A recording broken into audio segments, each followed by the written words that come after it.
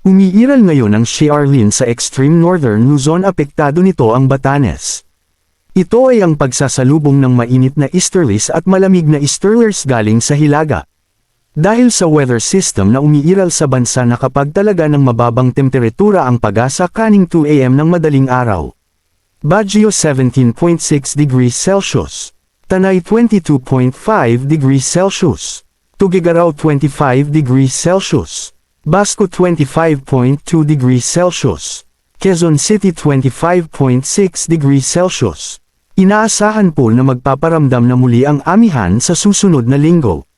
Kahit wala ng pagbagyo, pinapa-alerto pa rin ang ating mga kababayan na maghanda sa posibleng pagbaha.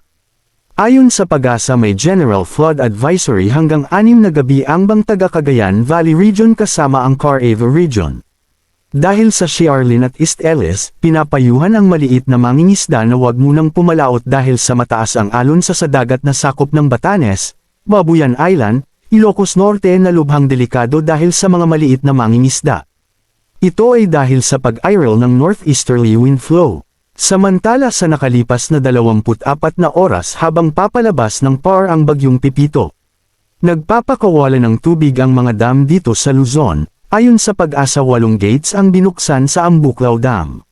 Samantala 6 na gates naman sa Benga Dam, habang 3 gates naman ang binuksan sa Magat Dam sa Isabela ang nagpapalabas ng tubig. Isang gate naman ang binuksan sa San Roque Dam sa Pangasinan ang binuksan. Sa kabila ng pagpapakawala ng tubig, mataas pa rin ang water level ng mga nasabing dam. Sa ngayon, umiiral ngayon ang Shearlin sa Hilagang Silangan, extreme northern Luzon ng Pilipinas. Samantalang East Ellis naman sa may silangan ng Visayas at Mindanao. Asahan ang light to moderate rainfall sa bahagi ng Quezon kasama ang Palawan, Eastern Visayas, Caraga, at Davao Region. Base po yan sa rainfall forecast ng Metro Weather. Pagsapit ng hapon, uulanan na rin ang ilang panig ng bansa dulot ng localized thunderstorm ang inaasahan sa nalalabing bahagi ng bansa kasama na po dyan ang Metro Manila. Asahan na gaganda na ang lagay ng panahon ngayong araw ng Martes.